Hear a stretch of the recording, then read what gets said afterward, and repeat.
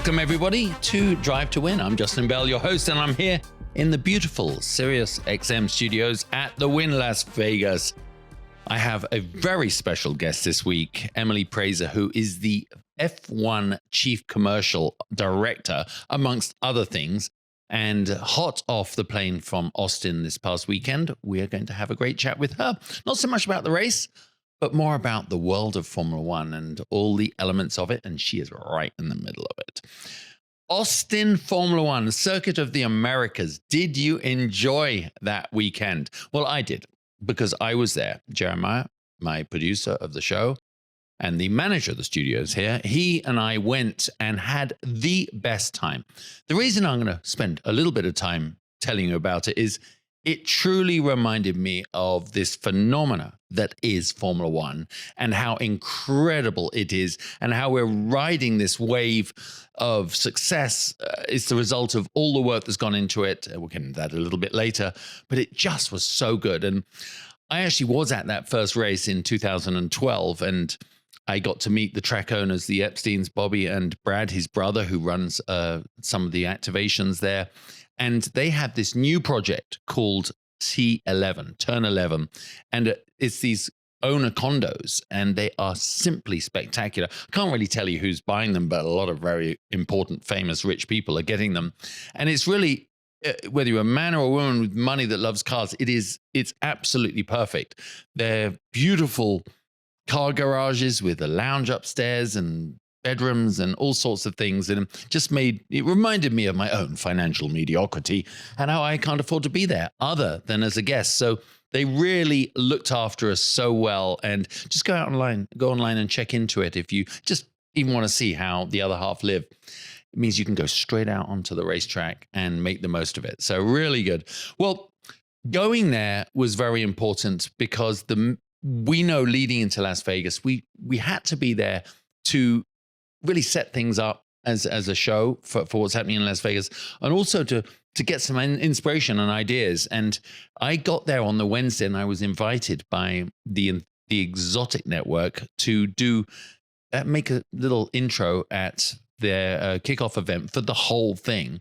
Little did I know there were 2,000 people at the Long Auditorium. I walked on for the soundstage. If you follow me on social media, you'll know I was a bit taken aback at the scale of this thing. And they had some incredible cars there. And I introduced Bobby to talk about some exciting new news for the track. And it was a pretty cool way to kick it off. And just to see the enthusiasm that Austin has going into that race weekend.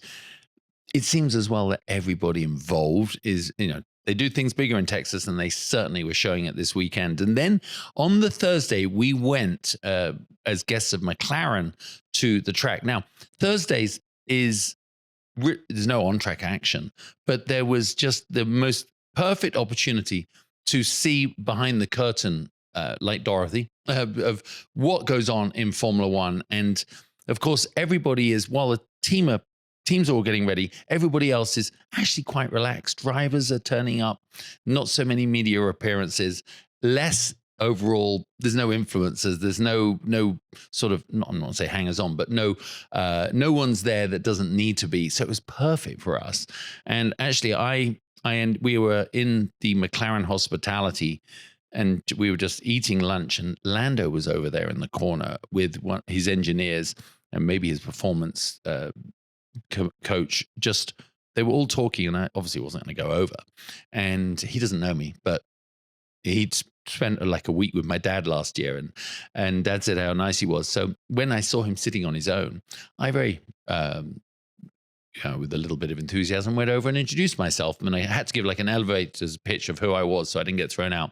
Ended up sitting down and having an absolutely insightful conversation about racing, about life, about the challenges that's going on at the moment. And I thought it was, if for those of you that are Lando fans, he is exactly like you see on social media and on the television, a superbly nice guy.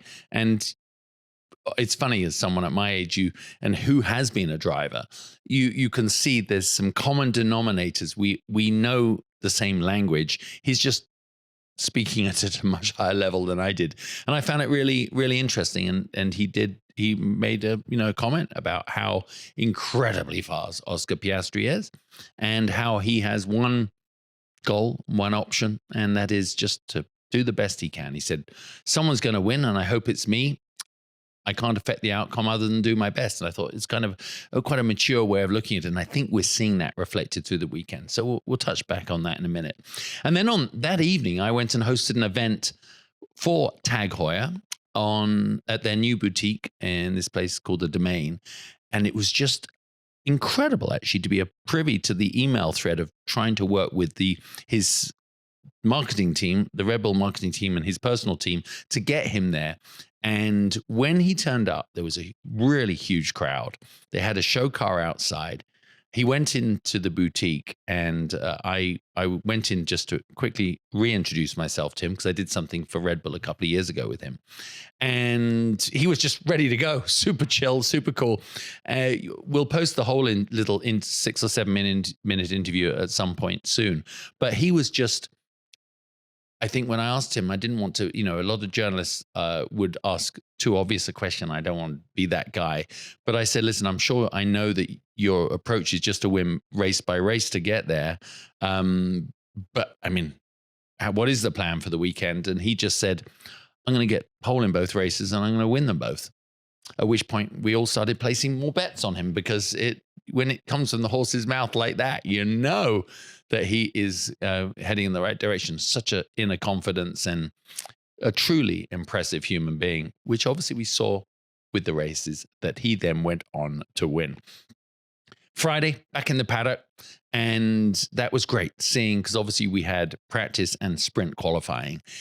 Took the chance to see as many old friends as I could, and that was something that was pretty great for me to see, the way Formula One is. While it's a world that I didn't directly race in, there are people from, whether it's tire companies that now work with Pirelli, or they're working for teams or mechanics.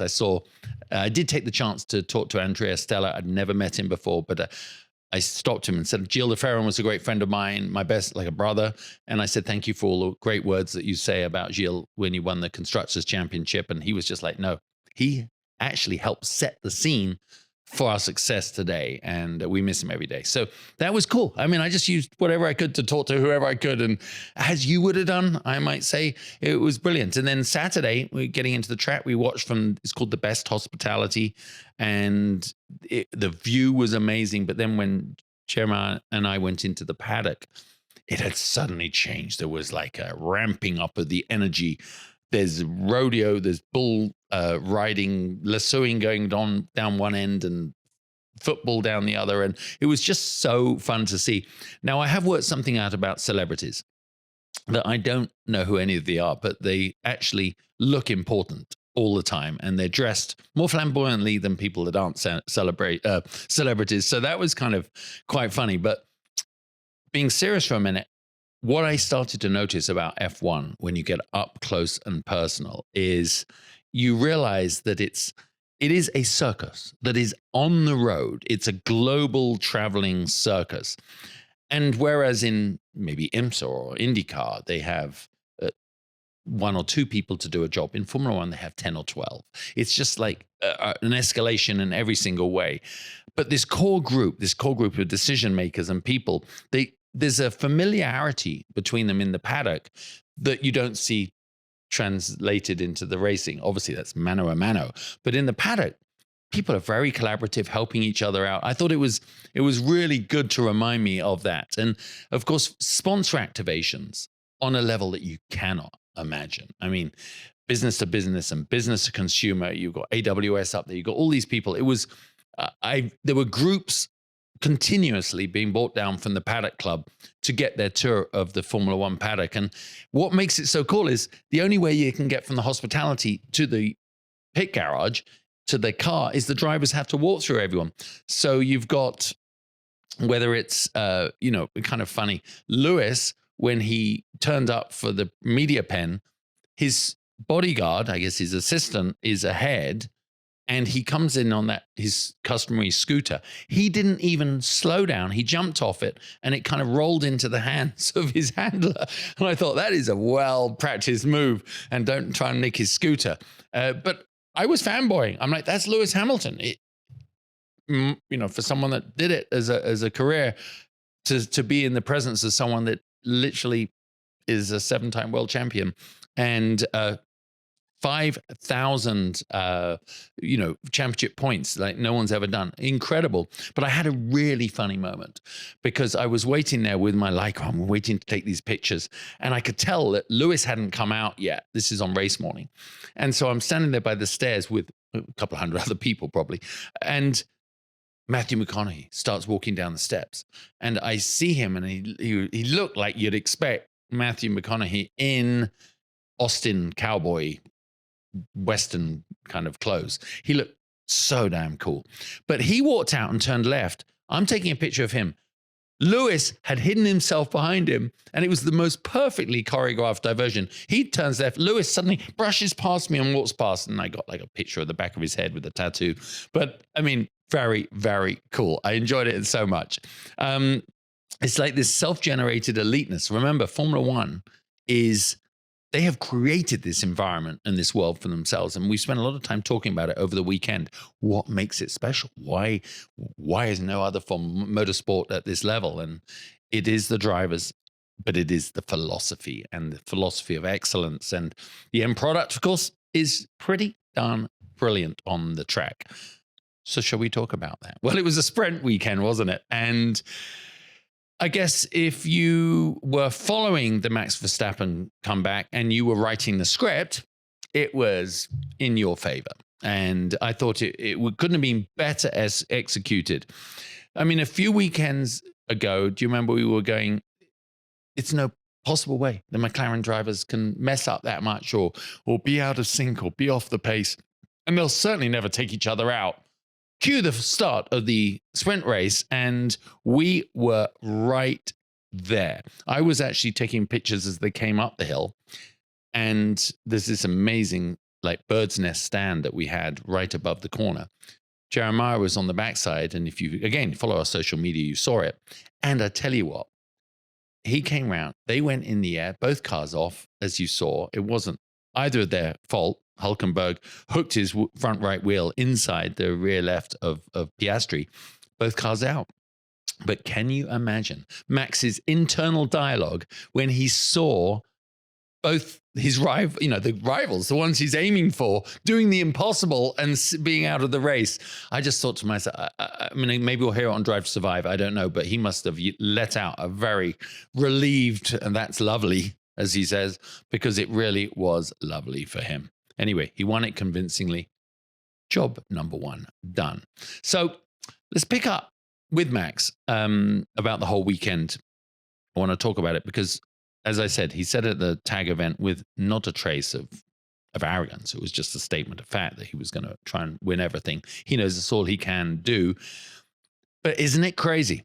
Title number 5 is now not a dream. And I thought James Hinchcliffe, I tell you what, doing F1 TV, we've had him on the show. I think he's actually fast becoming maybe one of the best broadcasters in the business when it comes to racing.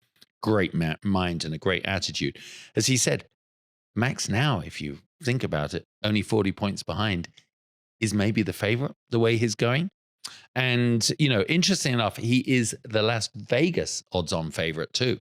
So the guys here in Vegas with AI algorithms and a lot of analysis, they're not often wrong. So isn't that an interesting thing? He got both poles and both wins. But what does that now do to the drivers' championship chase? Well, he's won 119 of the possible 133 points in the last 5 events. And he's gone from 104 points behind, which was like, it's statistical, but absolutely impossible, to, in reality, to being only 40 points adrift. And now everyone's going, well, he's actually a factor. And if this keeps going at this pace with 5 Grand Prix to go, 2 of which are sprint weekends, there's still a lot of room for him to do what he does. And you could see in the post-race interview, you could see for the first time, he acknowledged that this is something that he now is on track to do, to win another drivers' championship. And I think for me to see that rival, the McLaren drivers into rival sort of team destruction and self implosion on certain and making mistakes, and the Red Bull finding a performance level that is obviously put Max back into that operating window, which he does best when he dominates without compromise. And often, and I've heard it, a couple of people mention it on podcasts today, that it's impossible. Oh, no one can carry on at this level. He does. Just remember last year. So if you give him a car that can do it, and he is in a position to do it, and with the rabbits, well, I mean, the papaya, I called them the papaya puppies the other day, but the papaya puppies out in front, he's a winner, and he is devastating in his approach, his execution. So I think it's very, very exciting, and it could be the comeback of a lifetime. Amazing. Not quite the same for McLaren, though, is it? I was very pleased for Lando. I really was. Especially as, we're now buddies. He doesn't know that, but we're buddies. I did have a very, very funny moment when I've raced sports cars quite a fair bit here at COTA. And we were just talking about that, the round up to the first corner. I said, actually, I remember one time I did a great overtake. I kind of took the lead by hugging the inside, and everyone went wide, and I just had a better line out. And when I saw what happened on that first lap of the sprint race, I thought it was Lando that had cut across Hulkenberg. And I'm going, crikey, I will be taken off the Christmas card list now, won't I? Because he took my advice, and it wasn't me. Anyway, I was quite relieved about that. But they lost a lot more than just those points. They lost out on the opportunity to track the data that you get from long fuel runs when the car's, a lot heavier. And they lost the ability to keep to their set strategy going into the weekend, which actually must have affected their choices, especially like, why wouldn't you start on the soft tire? That seemed to be a good move for Charles Leclerc. But when you lose that much track time, and they really do count on the sprint race to feed back real-time information for the big race the next day, I think the consequences of it are far-reaching.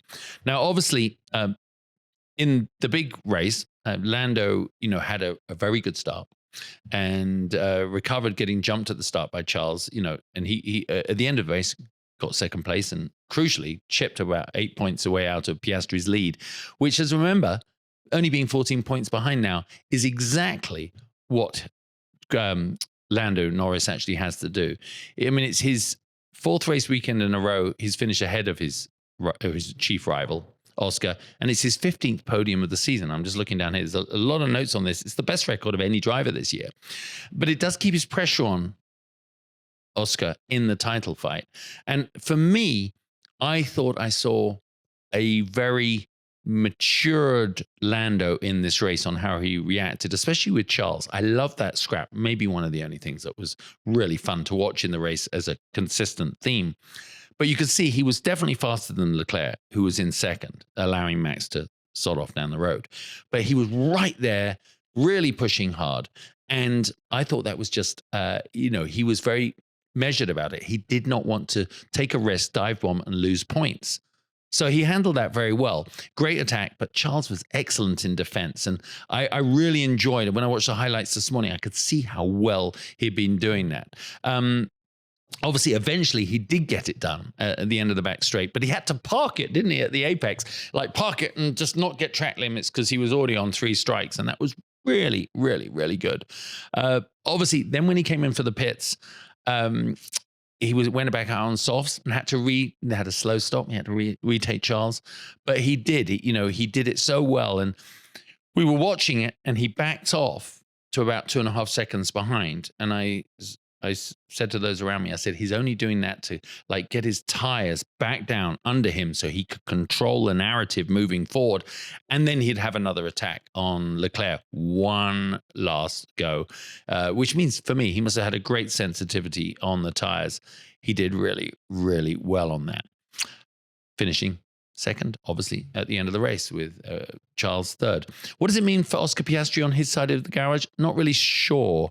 I think we're seeing, or are we, the consequences of this driver who has all this raw material. He is so fast, and he's so complete, but not totally baked as the complete championship winner yet. I mean, he should be run off into the distance right now.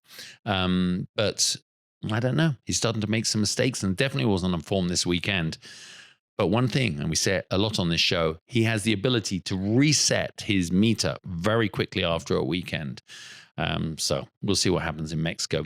Okay, the big question is, what's going to happen in the chase for the World Championship with the McLaren drivers? At some point, if it carries on like this, they are going to have to back one horse. I don't think it's going to be until there's like 3 races to go. So Mexico and Vegas, Mexico is going to be so important for Lando to keep that pressure. Remember, I said it a few weeks ago. His only option is to stay right in the window to Oscar and not make that decision an obvious or easy one for the team. So are they being too clever, McLaren, by holding to their philosophy? Is it fair, or are they actually spoiling the kids? I don't know.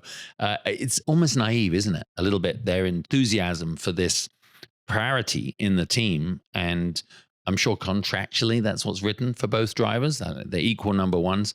But I think we haven't seen the full extent of their rivalry. It's going to overspill over the next couple of races. I really do believe it.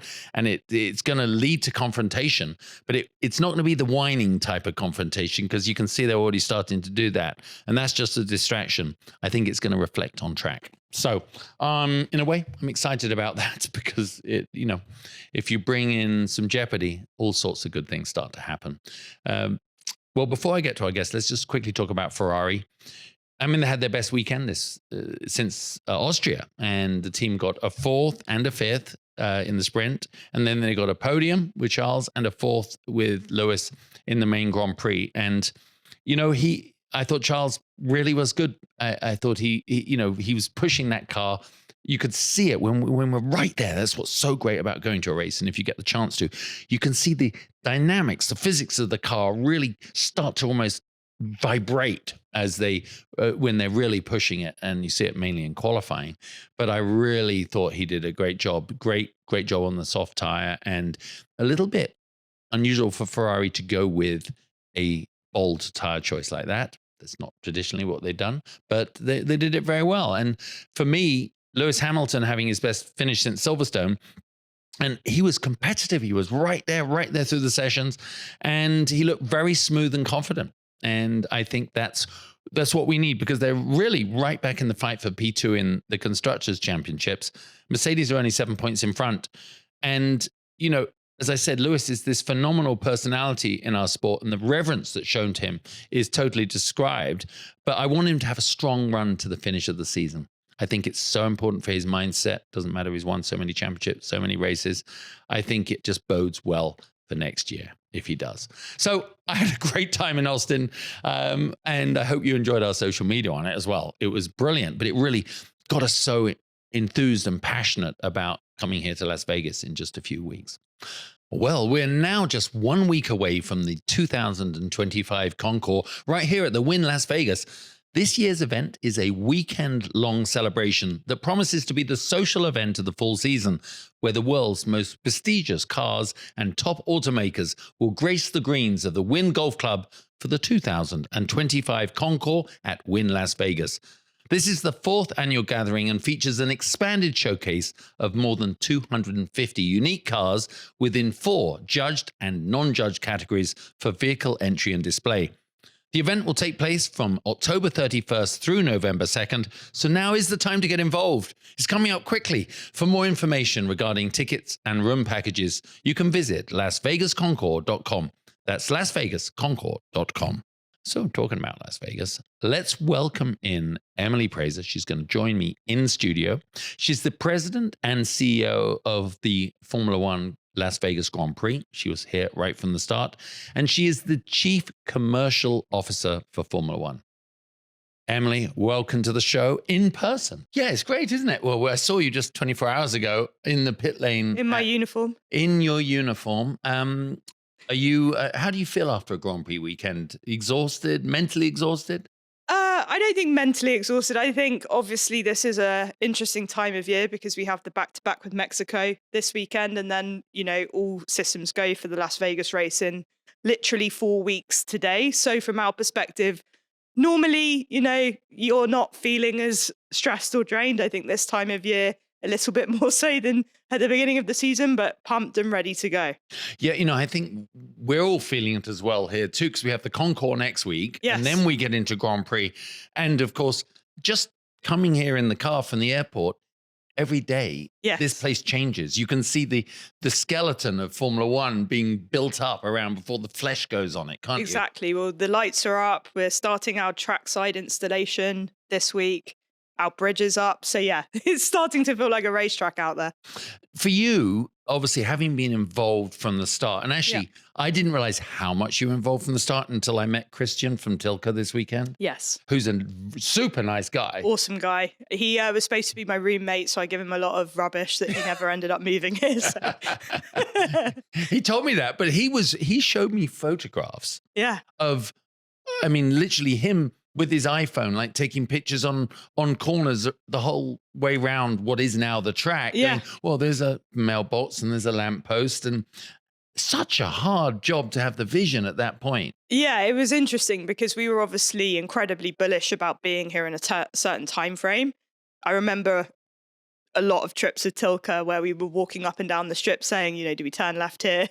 Where are we going to put the pit building? A lot of people don't realize we didn't actually own the land that we now have the paddock on, and GPP, which is Grand Prix Plaza, where the magic happens. We didn't own it when we announced the race. So Tilke were working with us on literally every element of what the track was. And the only thing that was like a non-negotiable was that we wanted the cars to go down Las Vegas Boulevard. Just the iconic shot was so important to everybody. But no, they were fundamental in making this happen. It was a lot of hard work, but a lot of fun at the same time. So. And for you, at that point, your career has been pretty stratospheric from that in the last 5 years. Yeah. You didn't have this job when you were sitting in that room at the time, I don't believe. No. So I started back in Formula One just after Liberty Media purchased it in 2017. I was very fortunate to join the department, which was race promotion, which managed a lot of the different government and city relationships.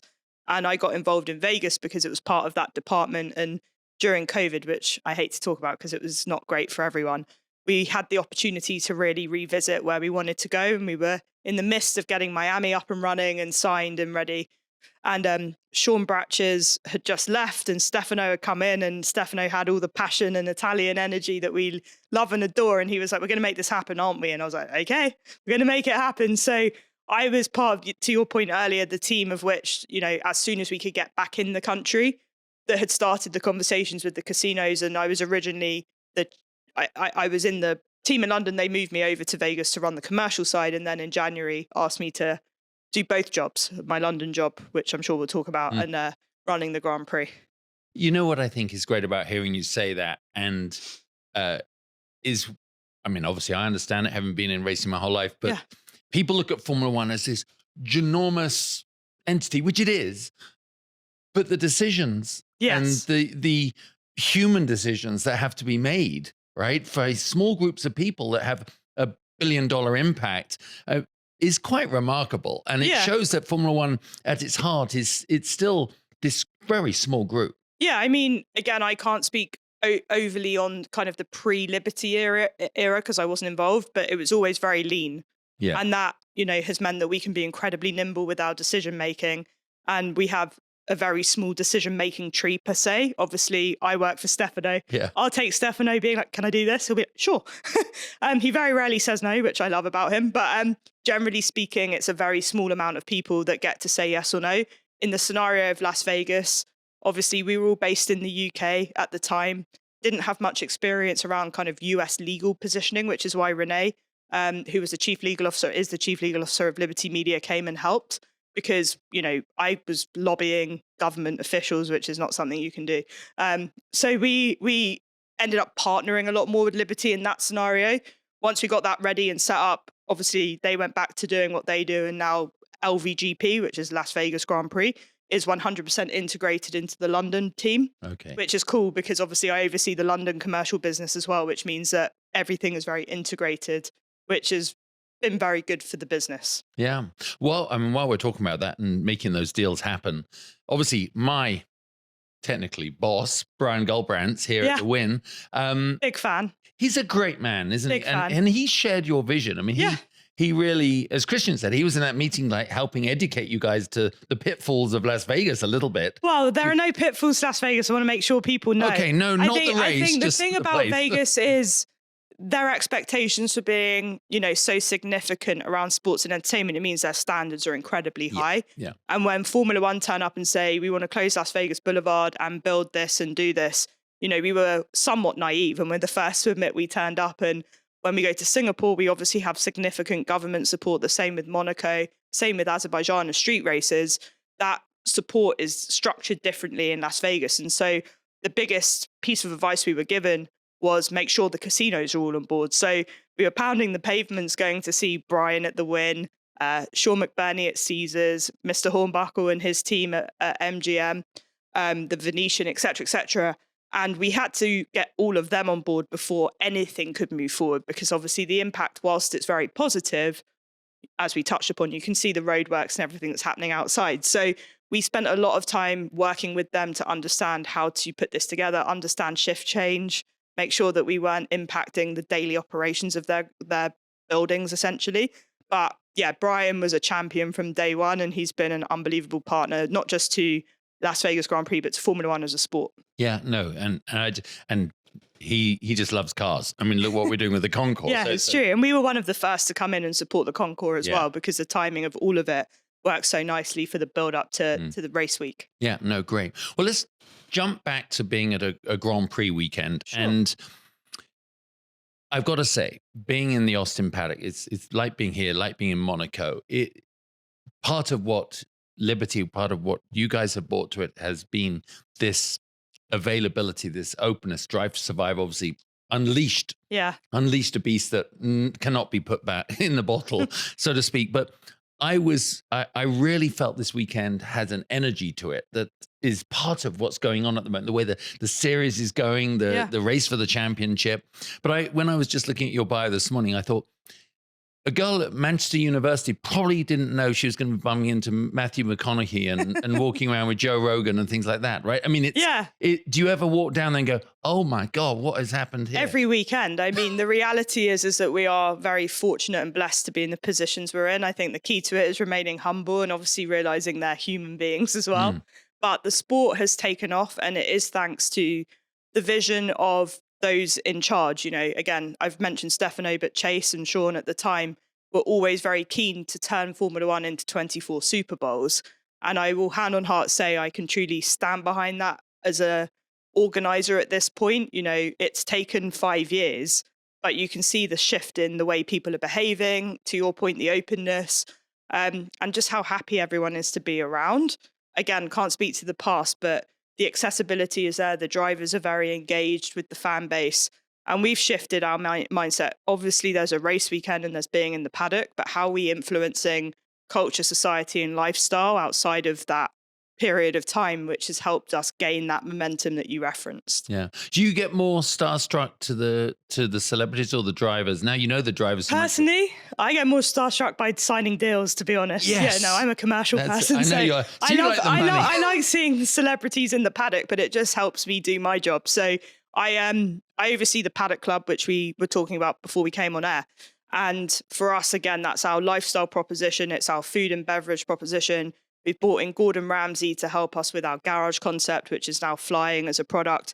So I love seeing that from a business standpoint of how we can, continue to sell and host, these very significant B2B organizations, but from a lifestyle standpoint, we're the place to be and be seen on a Sunday or a Saturday night as it relates to Vegas. Yeah, it does. Isn't it weird? Sunday we're all standing there going, what do we do now? I know there's a Raiders game on. Let's see that. That's true.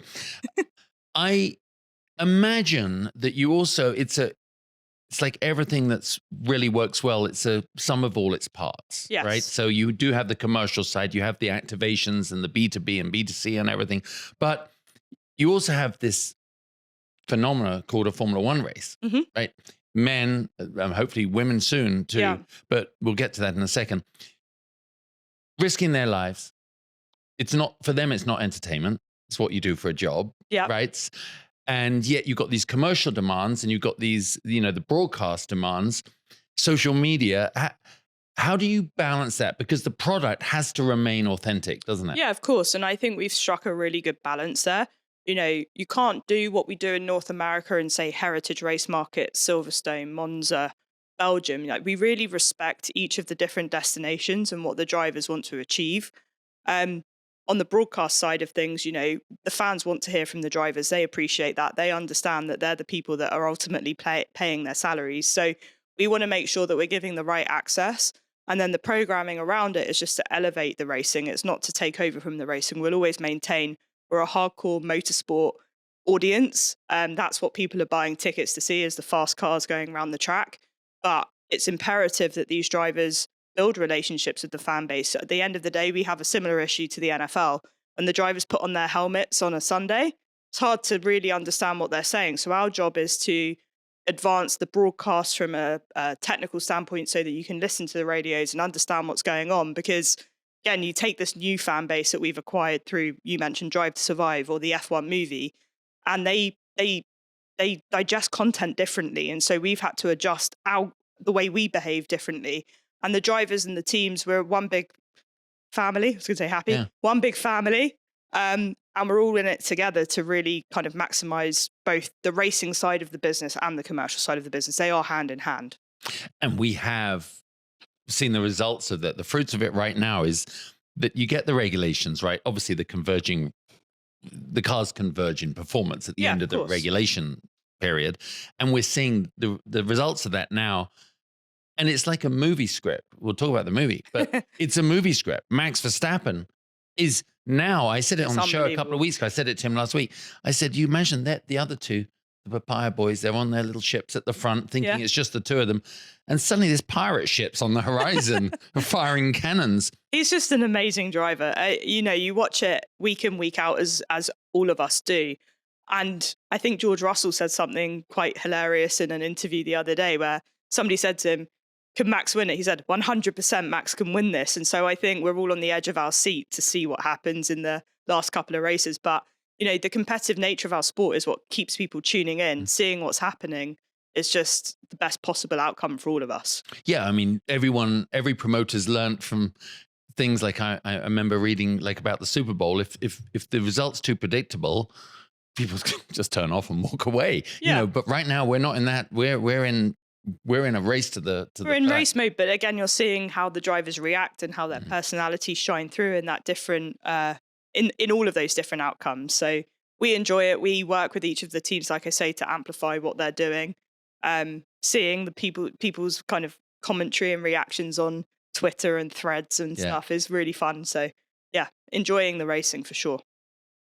I also like the fact that we've taken this, or you guys have taken this approach of, you had that initial bump, if you like, from Drive to Survive, new people getting involved who didn't know Formula One before. I was telling someone yesterday in the hospital that, the best hospitality they had up on the top of the hill, they were new fans. Yeah. And I was saying, they were like, gosh, I bet Max can't walk around and Lewis can't walk around. I said, 10 years ago, they could. They used to like coming to LA, and Vegas for holidays and New York. No one knew who they were. Yeah. It was where Michael Schumacher would come, to get away from everybody.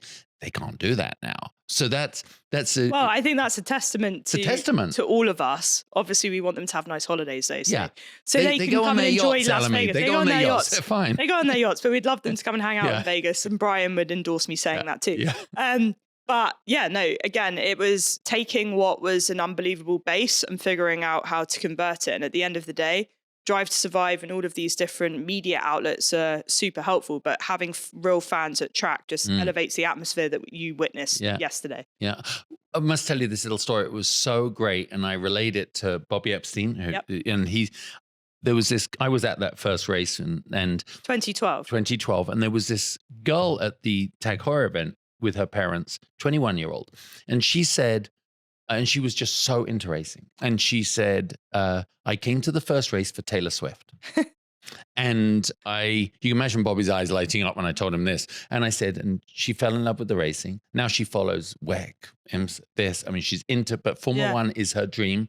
She's finishing up her 4-year degree to get into motorsports communications because that's where she wants.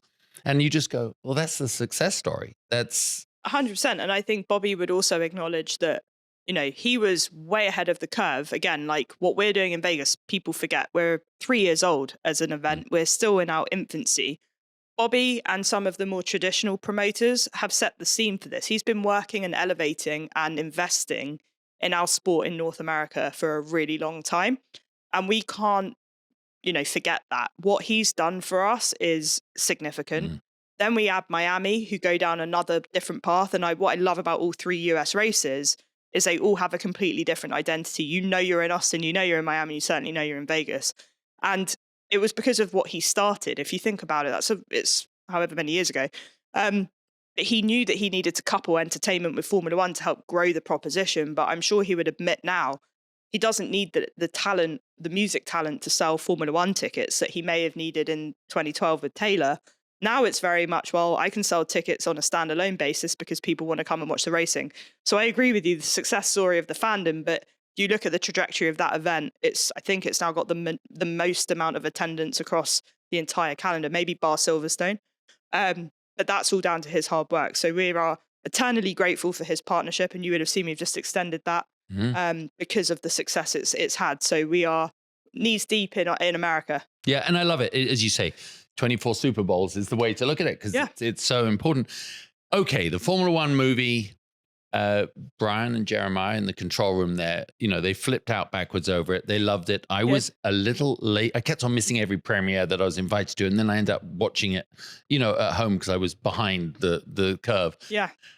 And it was just so good. And it was good. It's good. It's good. It is, right? That obviously, I know they filmed some of it here at the Wynn, and it was in Vegas, and big celebrities, big names, bringing a worldwide attention to you. Highest grossing sports film, I think, ever. Of all time. Of all time. Brad Pitt's highest grossing movie of all time as well, which I find a phenomenal stat. Yeah. If you think about what he's been in, it just blows my mind. And think about that. And he loved it. He's now involved he loves racing, and he's trying to do a little bit more. Getting Hollywood involved. Yeah. What kind of pressure did that put on? Because that is a different monster on its own, isn't it? Yeah, operational pressures more than anything. Obviously, the benefit of the movie is that it is authentic. They filmed so much of it at our Grand Prix across 3 years in the end. And so they were taking learnings of what they were seeing in real time and having to adjust and make sure they could do it. Obviously, if there was a crash in a support race, it delayed their filming, and Brad's kind of standing there being like, guys, I'm Brad Pitt. And so it put some operational challenges on us.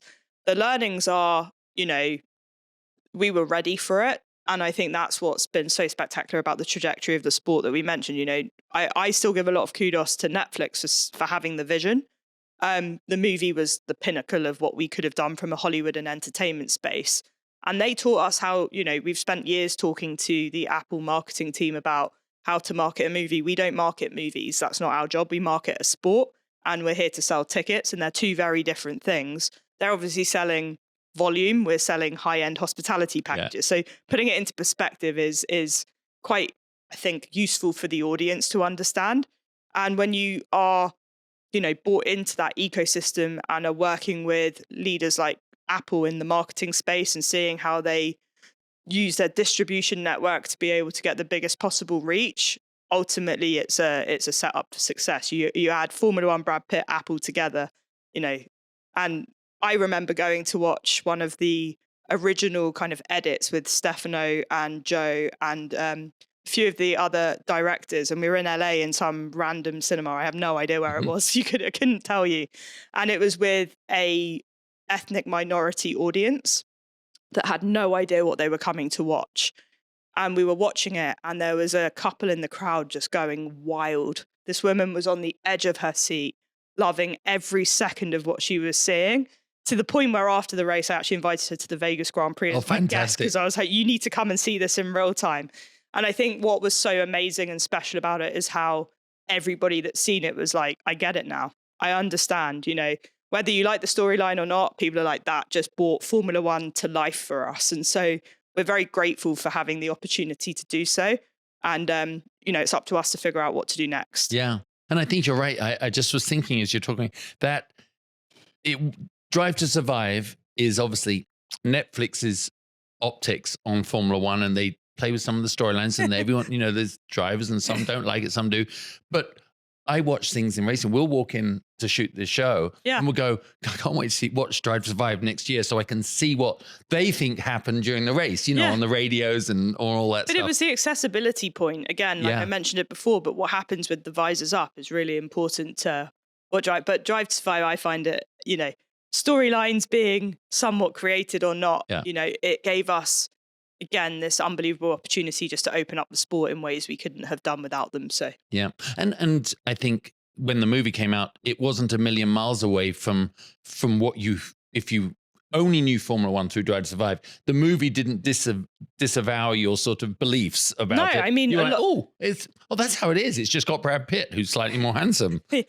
Well, that's no. Some people don't. Some people don't think that, but actually, some of the crashes that took place were based off real time stuff. So, whilst people said it was dramatized, I think, and I'd let the expert speak to it, but a lot of the different crashes and what have you that you saw in the movie were based off things that have happened in real life. And so it wasn't like they completely reinvented the wheel. It was very much a case of being able to take some of the most dramatic parts of Formula One's story and history and put it into a couple of hours of a movie. And then you add the layers of, the soundtrack alone was just an absolute hit. Every single song on there went viral. Again, speaking selfishly, just seeing Las Vegas in there was something that I felt to be quite emotional. I was watching it at the premiere in New York and I was like, look at our building, it's so pretty. And seeing cars go down the track and how we managed to integrate that and the support, like you mentioned before, of the casinos that participated in that just means that, this destination's also had an impact on the movie and the sport because it played such a significant role in the movie. So all in all, we're just super proud of it. Yeah. 3 races here in the States. Obviously, you go to Mexico this weekend. So it's kind of they like it because they only have to, they can have a day off or the driver and get down there and a couple of days off. But do you think that the success and the way you're able to, with this regional flavor to the 3 American races, do you think that's upping the game around the world as well? Because Americans know how to entertain and showcase things, especially here in Vegas. Yeah. Are you seeing a little bit of carry on over to other tracks? Yes and no. I mean, every single Grand Prix has its identity, and it's our job to make sure that we display that every weekend, everywhere we go. We want it to feel totally different. We don't want it to feel the same. We want the standard to be the same.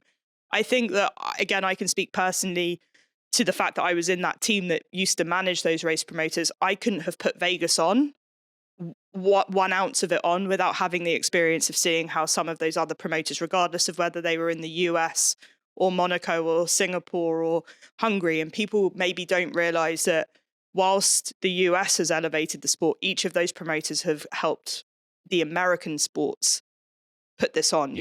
They have been doing that for 70 years, in some cases before Miami, and 72 years before us. And a lot of them are historic. They've been there a really long time. So they've had to evolve to keep up with the entertainment and the spectacle. But as it comes to racing and operational and making sure that the races are safe, they're the best in the business. And I can honestly, hand on heart, tell you, I've learned more from that group of people than anyone else in my career, because I was fortunate enough to go to every Grand Prix for 5 years before I moved to Las Vegas. Very interesting. Yeah, it gives you a good perspective on it, doesn't it? Okay, the coolest video I saw of the week, of the morning, because I was just studying you, was your Lego collaboration and the video that you put out on the Sphere when you were on the stage and you're, with that other lady. Julia. The CMO. She's CMO, the CMO of Lego. A Lego, very elegant lady. Very. And you were both up there. And the video, I barely, like all of us, short attention span. But when I watched the whole Lego characters, the way they're all in their, little W for Williams. I mean, I was like, it's genius, right? Yeah. It must be one of the more fun deals you've ever put together. One of the more fun deals we've put together. The beauty of that deal is that it's a 10-team deal. So and a soon-to-be 11-team deal. Every team participates in it, which meant we could take the activation to the next level. I will admit, I think we were sitting around a table at the Vegas race in last November. Like, wouldn't it be cool if we did a driver's parade? And the fact that they could go and deliver it, build it, create those vehicles in a very, very short window is what I found so fascinating about it. In addition to just seeing the driver reactions, like there's a whole video within that where you just hear Lewis's laugh. Yeah. And it's just so authentic and so much fun. And, it was pouring with rain before the cars went out. And we were like, oh no, we've done all of this and we're not going to be able to go. And then seeing, them get very competitive as they were racing, like Stefano called on the radio, it was like, great idea, Emily, but I don't think you thought about how you're going to clear up all of this debris and we've got a real race to put on, surely. I was like, good point. So we figured it out. But yeah, it was meaningful, impactful. And again, I think showing the direction and confidence that the sport's going to try and do different things. Yeah, you said something, I'm just quoting, you said like our goal's always been to create a world-class event for every fan, commitment stronger than ever this year. But it is multi-level, not just economically, but you want the young kids to get involved, and then you want the guy that's been following Formula One forever, you want them all to be catered to. It's a delicate balance. It's a real delicate balance. But at the same time, our job is to continue to have the pipeline full. And this is no different to doing any kind of deal. The younger generation are our next generation of hardcore fans. I have a 5-year-old nephew who I go to his house and he is lining the cars up, pretending to be Crofty and putting cruise ship boats around his Lego cars because he's in Monaco. And you see that and you're like, the strategy is actually working because all he wants to do on a Sunday is watch the Grand Prix. And, it's by doing these different types of partnerships with Lego and Mattel with Hot Wheels and Disney, which we're going to be launching at the Vegas race in a big way, that's going to help us engage that fan base. And we're not trying to alienate the hardcore fan. We're just trying to cater to the next generation of fan who are just so engaged. And I mentioned it earlier, the way we talk to those different people is through different types of content. And it just so happens that experiential activations at Grand Prix is how we want to talk to the next generation of fan because it's what they engage with. And I think everywhere I've gone since the Miami Drivers Parade, it's been the topic of conversation. So we're proud of it. But at the same time, we know that we can't do that everywhere. We dabbled in it in Silverstone. I'm not sure if you were there, but we had Lego trophies made and, we were nervous. We're like, this is a heritage market. How's this going to go down? But especially with the way Lando drops a trophy every Lando other week. Lando likes to drop his trophies. We did dip it in glue and what have you. But, again, not overwhelming people with it in those markets, but having elements of it. The Lego brake blocks and what have you around the track as well have been quite well received. Obviously, Formula One is very inclusive, diversity. You're at the top of the tree there in your role as a female for F1 Academy. A lot of attention on that. We'll be racing in Vegas this year, which is we're closing out in Vegas, which we're really excited really about. Happy. Tag Heuer have got, who are one of our partners. They, they're going to be in and we're going to have some of their driver in here. It is the $1 million question. When do we get that first lady into Formula One? Because the world is ready now. Yeah. We just want her to be brilliant. We want her to be as fast as anyone, and she's got a great future. Yeah. I think they'll be the most spectacular athlete Formula One's ever seen, whoever cracks that code. Yeah. Do you follow that quite closely? Yeah, I mean, I work hand in glove with Susie. Obviously, it's her baby, and I'm just here to support her however I can. Having the closing race in Vegas was something that we talked about quite significantly because we wanted to make sure that we're leading by example and putting the girls on a pedestal as much as we possibly can. So for anyone that's coming to the race, you'll find their paddock is very accessible. We've got some really fun partnerships around it to make sure, again, the reach, and we're elevating it. There's loads of ancillary events which we'll make sure everyone finds out about during the week, which are all focused around F1 Academy. Susie is unbelievable. She knows exactly what she's doing. So we'll follow her lead as to how she foresees that coming about. The piece that I don't think people are 100% aware of is, yes, there's F1 Academy and what we're doing around 7 races a year, but actually what Susie does outside of a race weekend is really impressive. She's created a Discover Your Drive program. So she's out, mining karting tracks week in, week out, which people might not quite realize.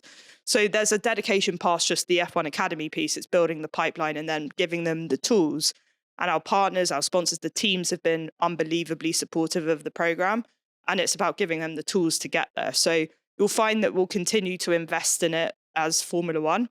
But you couldn't have a better leader putting that project together than Susie and her ambitions to find the next female Formula One driver. And I agree with you. I don't think it's that far off. Yeah, it's really it's perfect, and you see it. Like my daughter's 18; she's never gonna, she wants to go to racing school, but just so she can be a better driver. But she's like, her friend group are waiting to see who it's going to be. So I think it's actually really it's fun. Yeah, it's really good. It's much more fulfilling than I ever gave it credit for. When you see them and how much it means to them, and then the F1 Academy show that was on Netflix, just the insight, what goes into it, I think we all take for granted. Yeah, fantastic. Well, before I let you go, because I know you've got a lot to do in the next month, it does appear that Las Vegas is going to maybe be the most pivotal race of the year if Max carries on doing what he does. We really hope which so. we really hope we so, really don't we? hope so. I shouldn't say that, but I do really hope so. Yeah, I think he's doing what he's doing. Either way, I wish it was the last race of the year. But we can't I'm say not that. allowed to say that. Not allowed to say it. We didn't say that. We'll move on. No one's listening. But it does set the scene for the end of the year. Thanks so much for everything you've done. Thank it's you, really and great. look forward to seeing you during race week. Yeah, it's going to be great. And I think we're in for a treat. And Mexico, I mean, that's a party too down there, That's isn't a very big fiesta, as they like to call it. And fingers crossed Max wins. I shouldn't say that on camera, but I did. Okay. Emily, thank you so much. Thank you so much. Wynn Las Vegas's Ultimate Race Week is back for 2025 and anchored by the Formula One Heineken Silver Las Vegas Grand Prix, November 20th through November 23rd. From immersive pop-ups and branded takeovers to A-list performances and thrilling views of the circuit, Wynn Las Vegas puts you right in the center of it all. We're now under a month away, so what are you waiting for? For more information regarding room and ticket packages, you can visit winlasvegas.com. That's winlasvegas.com. Well, that was a real treat having Emily in the studio. I get a little lonely here sometimes just staring into the camera. And also, it's a reminder of just how comprehensive Formula One is in their approach to business. And that's what I felt when I was there in the paddock. I just was astounded, as I said, by the amount of activations, the sponsor levels, people that you've never even heard of backing Formula One and partners in Formula One. I thought it was great. I think that what's worth mentioning as well is that the power of that movie capturing motor racing in any form in a movie has always been very elusive. Grand Prix, if you haven't watched Grand Prix, you should watch it. You've got cameos by Graham Hill and Jochen Rindt and Jackie Stewart. It is wonderful. But their cameras were this big, racing around Monaco, no CGI. And then the Le Mans movie with Steve McQueen. Actually, my dad was involved with that. It's so cool. They had no script. It took months over schedule, a lot of money over budget, a bit of a dismal flop at the time. But now we reflect on it and we say that was a time capsule. And I think that's what this movie will be. It's not just for the moment. I think it's going to be a great indicator for generations to come of what this moment in time is for Formula One. So very cool. Now, Emily couldn't actually talk about it too much, but with the new Apple agreement, we got news of that yesterday. It's been rumored for a while. It's all based on Apple TV and really hitting the US market in a very accessible way. What the actual ramifications are of it, I think time will tell. And we're still sorting through the details, but I'm an Apple guy.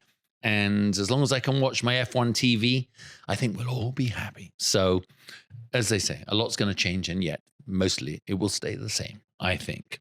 So, next up is the Autodromo in Mexico City. And I just wish I was there this weekend, having just been in Austin.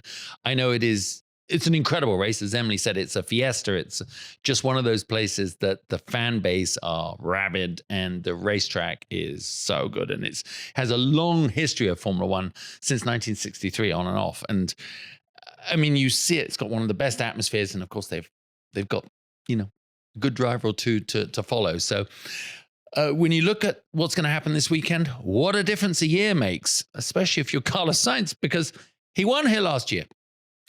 I bet that seems a long way in his mirrors as he heads there this weekend in his Williams. But for Lando and Charles, I don't know. It might be still. They were second and third last year, so it's pretty fun. For me, the storylines are going to be how Oscar Piastri is going to reset. He has to win in Mexico. I really do think he has to. It's the Hail Mary for him on trying to reassert himself in that inter-team dominance. but so does everyone else want to win. And Max for sure is heading there to take more wins. He's had 5 so far in his career, which is extraordinary. And yet, you know him, and we've talked about it enough this show, he is... he's unshakable. He's unflappable. He does not think in the same way as any one of the other athletes out there that any of the vulnerabilities, he just doesn't care. He doesn't care what anyone thinks. He doesn't care what they think of the way he does it. He just knows what he has to do. So for me, the story I'm really going to follow is Lando, because I know he's got to focus on beating Oscar Piastri rather than the ominous, omnipotent Max Verstappen. And, you know, his real thing has to be closing that gap to Oscar. So as I said, the decision is easy. They just got to keep this open, fair racing as part of it. Now, it will be a pivotal race for the Drivers' Championship. Maybe this is a place that if Max has a poor result, it could trigger another poor result. And then the Papaya boys are back in the game. But they need to take the challenge off the board, but I don't think they can do it. I think they literally can't do it. They've got a faster car, a little bit faster still, but they're not Max. I think that's the simplest way for me to put it. I think the pressure valve, if Max wins, is going to start getting really noisy. And I think it's going to be a very big distraction for Oscar and Lando. So my prediction, I actually need to go back and see what I said and got wrong last week. My prediction is that it'll be Max will win again, and then Lando, and then Oscar. That's just one. That's what I think. And I think it's going to be a pretty scrappy race. So let's see how it goes. Well, thank you to you for watching. A big thank you to Emily for being here. And of course, to the Wynn and SiriusXM. We'll have a lot to talk about next week. I'll see you then.